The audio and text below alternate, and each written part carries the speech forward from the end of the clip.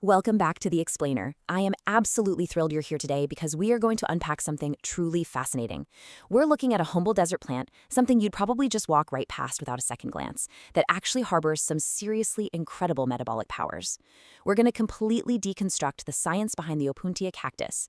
We'll be breaking down two highly rigorous clinical trials to see exactly how this resilient plant operates inside the human body. So get ready, because the data we're looking at today is a perfect example of what happens when ancient traditions meet modern, peer-reviewed science.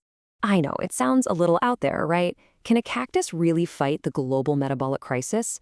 But I want you to just think about the sheer scale of the problem we're facing today. The escalating global health crisis of obesity and diabetes. It isn't just a distant statistic, it's a high-stakes, real-world emergency that medical professionals are desperately trying to solve.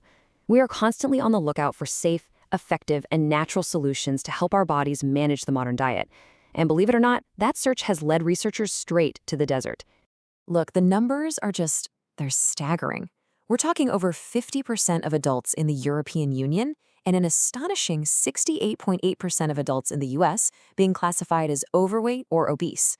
Meanwhile, over in South Korea, 1 in 4 individuals is at a high risk for prediabetes. Let me talk to you directly for a second. If you or maybe someone you love falls into that 25% high-risk prediabetes category, or even just struggles with weight management, the information in this explainer is going to be incredibly relevant to you. We aren't just talking about abstract numbers here.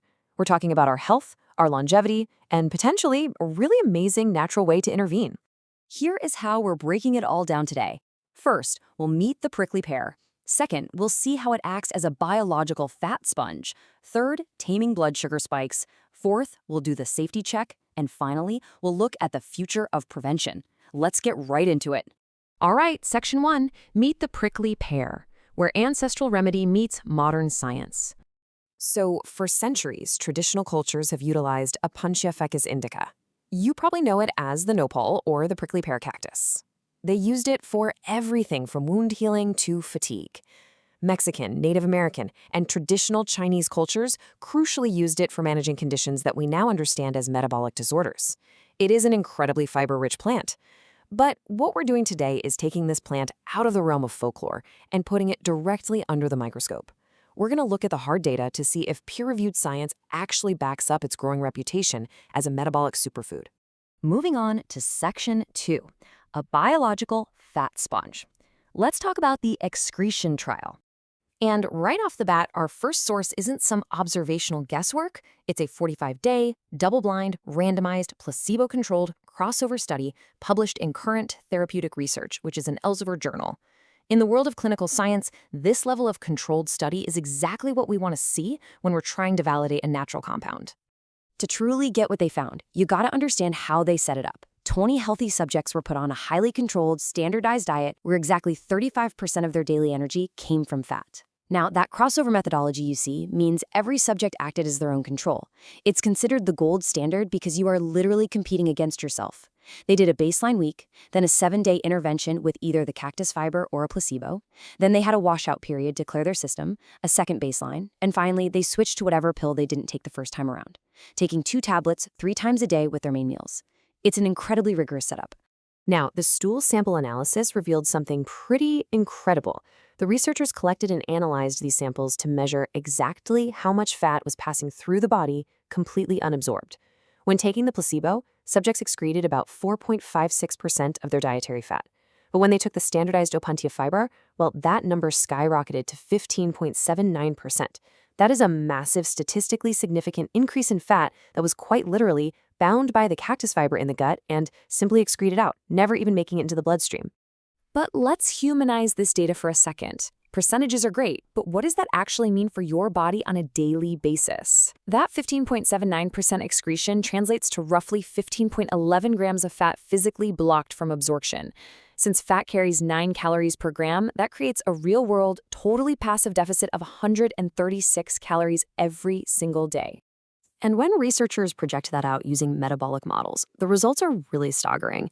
Maintaining this passive daily deficit of 136 calories could lead to a tangible weight loss of about 3 kilograms, that's nearly 6.6 pounds, over the course of 1 year.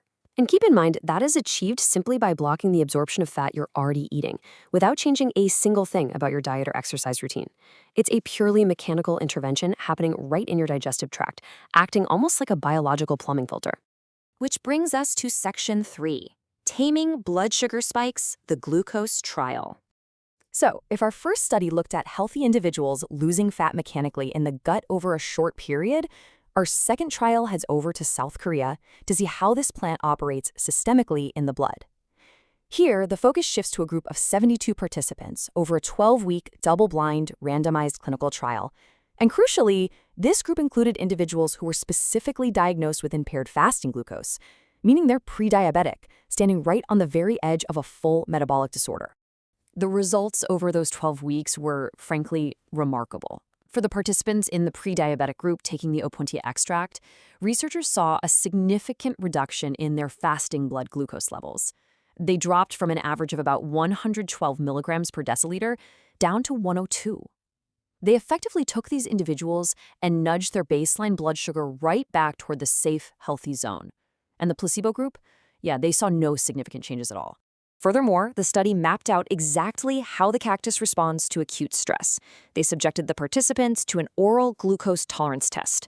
Basically, here's how that works. You fast, you take the cactus extract, and then you drink 75 grams of pure, heavy liquid glucose. It is a massive sugar bomb designed to completely spike your blood.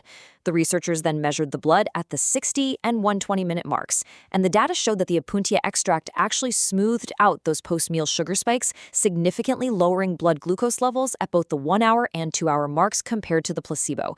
It essentially acts like a biological buffer, just slowing down the rush of sugar into the bloodstream. All right, Section 4, the safety check, protecting the organs. Now, when we start talking about introducing natural remedies that actually alter how we absorb fat and sugar, it is a very common and completely valid fear to wonder if they might secretly be taxing the body's filtration systems over time. Is it wrecking my liver? But you'll be incredibly relieved to see this data. Comprehensive testing throughout the 12-week Korean trial showed absolutely no toxicity. Liver function indicators, enzymes like AST and ALT, they remained perfectly normal. Kidney waste markers like BUN and creatinine, also completely safe. Across both clinical trials, there were no clinically significant adverse effects reported. The Opuntia extract maintained a highly favorable safety profile, meaning it actually manages your metabolic markers without causing any collateral damage to your vital organs. And finally, Section 5, the future of prevention, using a natural multi-tool. When we step back and synthesize all this data we've just gone through, we see this isn't just some mild health trend. We are looking at a highly functional, dual-action botanical multi-tool. I really love this quote straight from the researchers in the Korean trial because it just beautifully and succinctly summarizes our findings today. They concluded that Opuntia extract may be a safe and effective natural option for blood glucose regulation, particularly in pre-diabetic individuals. It has the distinct, proven potential to help delay or even entirely prevent the progression of impaired glucose tolerance into full-blown diabetes, all while simultaneously acting as a mechanical barrier to fat absorption in the gut. So I want to leave you with this final, somewhat provocative thought. We just looked at rigorous peer-reviewed data proving that a single, humble desert cactus can safely act as both a biological fat sponge and a systemic sugar stabilizer. It really forces us to ask, what other incredible natural biological multi-tools are out there just waiting to be validated by modern science? The natural world is full of these complex biochemical solutions, and as we've seen today, sometimes the most powerful tools for our modern metabolic crisis have been growing quietly out in the desert all along. Thank you so much for hanging out with me on this explainer. Keep learning, keep asking questions, and I'll see you in the next one.